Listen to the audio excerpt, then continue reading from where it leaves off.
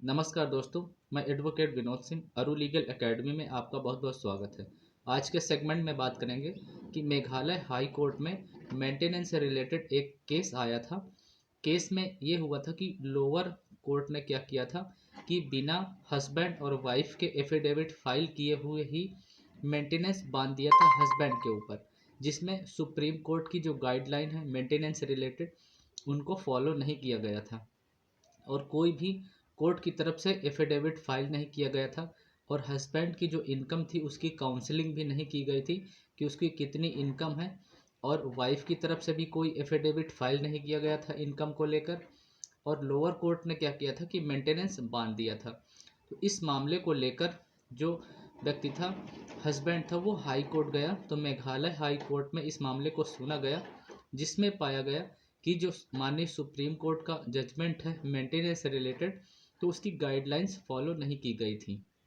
तो हस्बैंड की इनकम की काउंसलिंग नहीं की गई थी कि उसकी कितनी इनकम है, और बिना काउंसलिंग किए हुए मेंटेनेंस हस्बैंड के ऊपर बांध दिया गया था, जिसमें जो ऑनरेबल सुप्रीम कोर्ट की गाइडलाइंस है उनका पालन भी नहीं किया गया था। तो जब मैटर हाई कोर्ट पहुंचा तो हाई कोर्ट में मैटर को सुना गया और पूछा गया कि इसमें क्या हुआ था कि गाइडलाइन क्यों फॉलो नहीं की गई, और हस्बैंड और वाइफ की तरफ से एफिडेविट भी फाइल नहीं करवाया गया।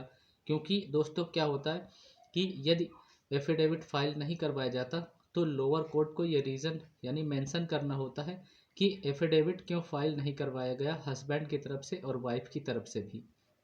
लेकिन लोअर कोर्ट ने ये मेंशन भी नहीं किया था और मेंटेनेंस बांध दिया था।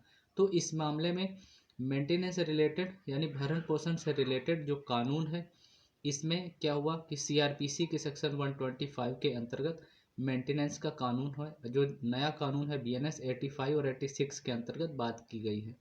अब बात करते हैं कि जो एफिडेविट होता है, एफिडेविट में सारी बातें लिखनी होती है कि जो हस्बैंड है उसकी कितनी इनकम है, किस प्रकार से उसका एक्सपेंसेस कितना है, यानी कितनी उसके ऊपर खर्च हैं, खर्च के बाद कितने पैसे बचते हैं।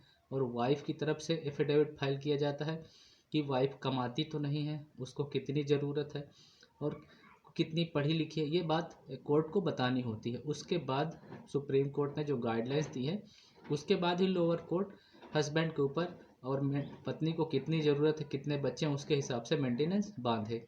लेकिन बिना हलफनामा फाइल किए हुए लोअर कोर्ट ने मेंटेनेंस बांध दिया था। तो अब जब सुप्रीम कोर्ट का जो जजमेंट है, जो केस है, जजमेंट में बताया गया है, जजमेंट का नाम है Rajnish versus Neha and another का मामला है, जिसमें सुप्रीम कोर्ट ने गाइडलाइंस दी थी कि हस्बैंड के ऊपर मेंटेनेंस लगाने के पहले लोअर कोर्ट मामले की काउंसलिंग करे और हस्बैंड की कितनी इनकम है उसके हिसाब से ही मेंटेनेंस बांधे, जिससे हस्बैंड को समस्या ना हो।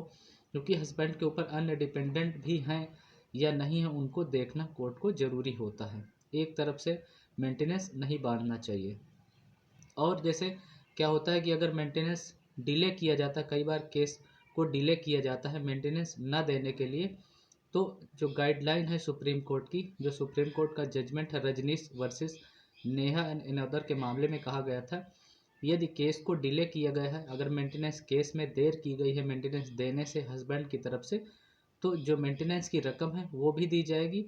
उसके साथ क्या होगा कि जो अमाउंट है उसमें कितना बनता है वो सारा अमाउंट हस्बैंड को देना पड़ेगा। और एरियर भी देना पड़ेगा, हस्बैंड को एरियर के साथ भुगतान करना पड़ेगा। तो सुप्रीम कोर्ट की ये गाइडलाइंस भी हैं। और आपको बता दूं कि जो ये जजमेंट है और हाई कोर्ट में मामले को चैलेंज भी किया जा सकता है। अगर जो जैसे मैंने बताया कि लोअर कोर्ट ने मेंटेनेंस बांध दिया है बिना काउंसलिंग के, बिना सुप्रीम कोर्ट की गाइडलाइन के फॉलो किए हुए, अगर मेंटेनेंस किसी भी हस्बैंड के ऊपर बांध दिया गया है तो वो मामले को ले जाकर हाई कोर्ट में चैलेंज भी कर सकते हैं। अगर किसी व्यक्ति के ऊपर इस तरीके का मेंटेनेंस लोअर कोर्ट के द्वारा बांध दिया गया है बिना काउंसलिंग किए हुए ही, या सुप्रीम कोर्ट की गाइडलाइन फॉलो ना करके, या रजनीश वर्सेस नेहा एंड इनोदर की गाइडलाइन जो सुप्रीम कोर्ट का जजमेंट है उसको फॉलो नहीं किया गया, तो वो व्यक्ति जो मामला है उसका मेंटेनेंस का, इस मामले को ले जाकर वो हाई कोर्ट में चैलेंज कर सकता है। तो दोस्तों, अगर इस तरीके का आपके केस में भरण पोषण के मामले में लोअर कोर्ट के द्वारा जजमेंट कर दिया गया है और मेंटेनेंस आप दे रहे हैं, लेकिन सुप्रीम कोर्ट की गाइडलाइन फॉलो नहीं की गई, आपको जानकारी है, तो आप अपने मामले को हाई कोर्ट में चैलेंज कर सकते हैं और वहाँ से मेंटेनेंस को कम करवा सकते हैं, क्योंकि वहाँ पर आपकी पूरी बात सुनी जाएगी, फिर काउंसलिंग की जाएगी, मामले को दोबारा से सुना जाएगा और जो भी आपकी इनकम है उसका एफिडेविट फाइल करें। और जो वाइफ है उनको भी एफिडेविट फाइल करना चाहिए, क्योंकि उसमें कितनी उनको ज़रूरत है और क्या इनकम के स्रोत हैं इस बारे में उनको बताना चाहिए।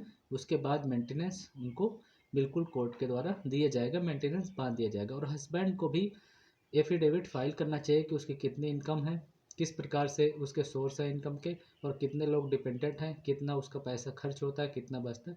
इसके आधार पर ही उसको मेंटेनेंस कोर्ट को बांधना चाहिए, क्योंकि सुप्रीम कोर्ट ने इस बारे में गाइडलाइन भी जारी की है। तो दोस्तों उम्मीद करता हूँ जो भी मैंने इन्फॉर्मेशन दी है आपको ज़रूर पसंद आई होगी। अगर जानकारी अच्छी लगी है तो लाइक कर दीजिए वीडियो को, और ज़्यादा से ज़्यादा वीडियो को हर उस प्लेटफॉर्म पर शेयर कर दीजिए जिस पे भी आप मौजूद हैं। और चैनल को सपोर्ट करने के लिए दोस्तों, जिससे रेगुलर आपको इस तरह के वीडियो मिलते रहें, जानकारी मिलती रहे, चैनल को सब्सक्राइब करके बेल आइकन प्रेस कर लीजिए। तो चलिए मिलते हैं नेक्स्ट वीडियो में, आज के लिए इतना ही। Thank you so much watching for this video. Stay connected. Jai Hind and जय भारत दोस्तों।